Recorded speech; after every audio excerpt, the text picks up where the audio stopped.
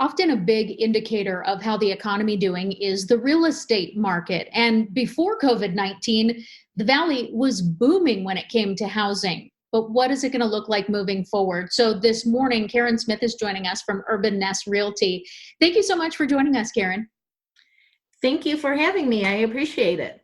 So what are some of the changes that you have seen? Let me start there with buying trends and selling trends during this pandemic.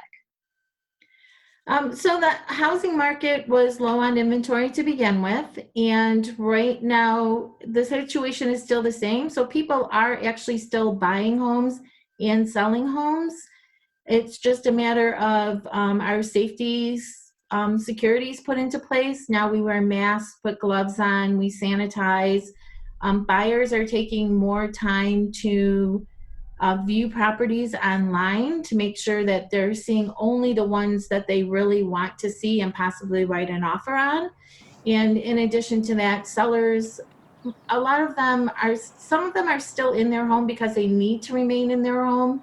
Um, they need the profits from the sale in order to move or to purchase another home.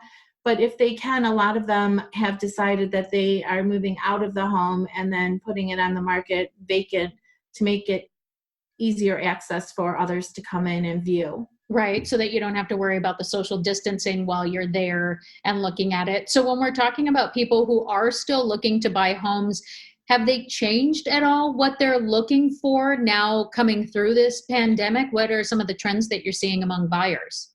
Well, some of them have been kind of quote unquote pushed to buy a larger home because they're realizing that they can work from home and now they need that extra room, whether it's a den, a loft, a spare bedroom, whatever the case may be.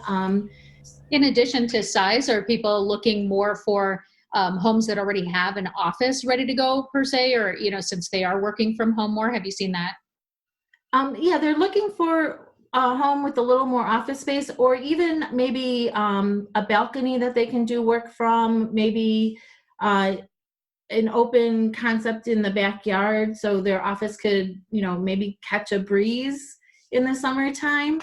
But yeah, they are. So one thing I think that we all think about when we're talking about the housing market is we think back to the recession, and so many people were hit so hard in the housing market. Of course, with interest rates, a lot of people got themselves in trouble with high interest loans. So are we predicting something similar coming out of this pandemic, or have we learned any lessons from the early 2000s and the recession as we move forward so that we don't repeat history in that way? Most of America now has equity in their home where they didn't have equity in their home before.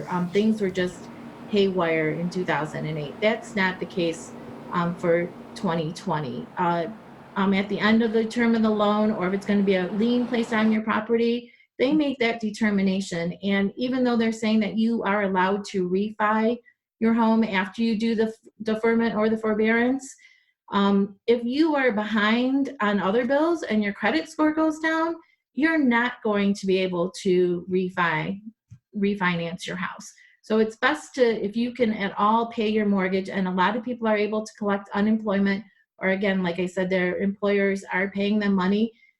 First and foremost, they should be trying to stay on top of that mortgage as best as they can.